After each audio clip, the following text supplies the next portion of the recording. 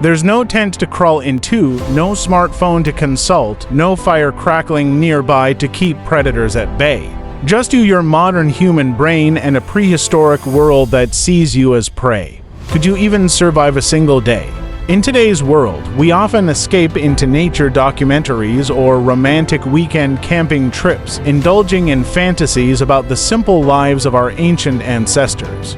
We picture ourselves as resilient hunter-gatherers, moving confidently through the wild, thriving off the land with little more than instinct and courage. But those dreams dissolve fast in the face of the harsh, unfiltered reality our ancestors endured. Life in the Paleolithic wasn't a minimalist adventure, it was a daily fight for survival, grueling and unforgiving. Modern archaeology strips away the myth. It reveals a brutal truth. Our Stone Age predecessors battled challenges that would break most of us before sunset. Disease, predators, extreme weather, starvation, these were not rare emergencies.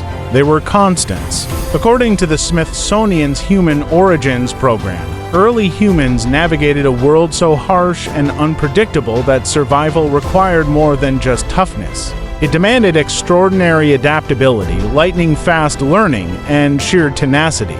The real question isn't whether you're strong enough, it's whether your brain and body, shaped by a world of grocery stores and thermostats, could learn fast enough to avoid becoming just another fossilized victim. Let's imagine what it would take. Your first problem wouldn't be food. It wouldn't even be fire. Your first priority would be not dying before you could worry about those things. The moment you wake, you are prey. Modern studies of ancient predators show that humans were regularly hunted. Spotted hyenas, still dangerous today, have been known to prey on people, and their now extinct cousin, the short-faced hyena, was lion-sized with jaws strong enough to crush a human skull. Every rustle in the grass, every movement in the trees could mean a predator is watching. Your heartbeat would spike at every unfamiliar sound, and for good reason our anxiety response evolved precisely to keep us alive in that high-stakes environment. But your modern reflexes are dulled. You weren't raised watching the subtle signals of prey or predator. You weren't taught, from infancy, to read wind direction or interpret animal tracks. Anthropologist Clint Janulus notes that most modern humans miss even obvious cues that would have screamed danger to a Paleolithic observer. While you're still trying to decide whether that blur on the horizon is a bush or a lion, a seasoned hunter-gatherer would already be moving, calculating their escape. If you survive the first few hours, you'll need shelter before nightfall. The wind gets cold fast, and rain can mean hypothermia. Our ancestors made use of what nature gave them: overhang cliffs, rock alcoves, and caves. In colder climates, they ingeniously used mammoth bones to create frameworks for shelters, covering them with hides and insulating with snow. But for you, it's not that simple. You don't know which materials to choose, how to tie them, or how to make them stand. You're reinventing shelter with no inherited wisdom. You'd freeze while fumbling to build what our ancestors perfected over millennia. Even the clothes on your back, if you had any, would be useless. The 5,000-year-old remains of Tsi the Iceman show he wore multi-layered garments, goat and sheep hide stitched into a heavy coat, fitted leggings, and boots crafted from grass and deer hide. That level of protection was no accident, it was engineered knowledge. You, on the other hand, would be shivering under tree branches, learning the hard way that nature does not forgive ignorance. Then comes fire. We take it for granted: stoves, lighters, matches, but fire was everything in the Paleolithic. Warmth, protection, cooking, light, it was the difference between life and death. At places like Kubi Fora in Kenya, archaeologists found clear signs of fire use stretching back hundreds of thousands of years. Our ancestors didn't just use fire, they mastered it. And not the way cartoons suggest. Fire wasn't born from two sticks casually rubbed together. It took friction, skill, and knowledge. You'd need the right wood, perfectly dry tinder, and hours of patient effort, often in terrible conditions. Even experts in primitive survival techniques struggle to make fire today without modern tools. Now picture doing it cold, hungry, and with a pack of hyenas closing in. It wasn't magic. It was a hard-won skill born of desperation and innovation. Then there's hunting, far more complex than any scene Hollywood ever imagined. Spearing a mammoth sounds impressive, but reality was different. Early humans hunted in groups, coordinated using fire, terrain, and generational strategy. In eastern France, fossil evidence shows how Ice Age hunters used seasonal fires to guide wild herds of horses and reindeer into valleys where they could be efficiently slaughtered and preserved. That knowledge took lifetimes to develop, and you have none of it. Even if you managed to catch something, you'd face another puzzle: what plants are safe to eat? Early humans in Israel consumed up to 55 kinds of plants, each requiring identification, preparation, and knowledge passed down orally through generations. Mistakes were fatal. The jiquity plant, for instance, looks delicious, but it contains one of the deadliest natural poisons known. You wouldn't get a second chance to get it right. And while you're dodging lions and scavenging roots, the true killers might be microscopic. Recent DNA studies show that Paleolithic humans already suffered from infectious diseases thousands of years before agriculture.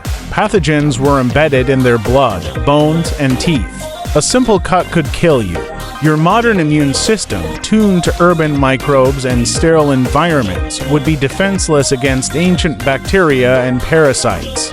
Even water essential, yet dangerous, could be lethal. Every sip was a gamble. So, how did anyone survive?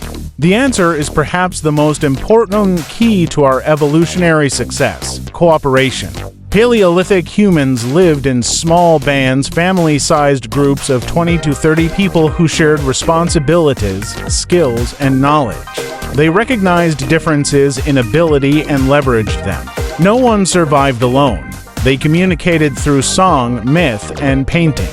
The stunning cave art of Lascaux and Chauvet wasn't decoration, it was information, passed down in symbols and stories that conveyed when to hunt, what to eat, and how to survive. Biologists studying those cave paintings can still tell what season it was based on the thickness of fur depicted on the animals. That's how intimately these people knew their world. They weren't guessing, they were remembering. And you? Your brain is just as powerful. Structurally, we haven't changed in tens of thousands of years. You have the same potential for problem solving, innovation, and imagination. In fact, you might even have an advantage in nutrition, physical height, and long-term health. But those edges mean little when pitted against the brutal learning curve of prehistory. You've lost the daily experience, the physical training, and the generational wisdom that survival once required. Instead of learning animal migration routes, you learned traffic patterns. Instead of mastering edible plants, you memorized Wi-Fi passwords. You have convenience, but they had resilience. You've gained comfort, but they had instinct. And that trade-off, while profound, is also the story of human progress. Experts agree. Most modern people wouldn't last more than a few days in the Paleolithic wild. The only real hope: finding a band willing to take you in. You'd have to listen, learn, adapt fast. One mistake, one delay, and it's over. The Paleolithic world had no margin for error. And yet, that's what makes our ancestry so awe-inspiring. New discoveries show our forebears didn't just survive in hostile climates, they thrived. They reached extreme environments far earlier than we once believed. They built tools, mapped seasons, tracked animals, and created cultures rich in meaning and memory. They didn't endure by accident. They adapted, invented, and ultimately conquered every environment on Earth. When we study their lives, we don't just uncover our past, we reveal the foundations of everything we are. So, the next time you complain about a traffic jam or fumble with a jar lid, remember, you are the descendant of extraordinary survivors.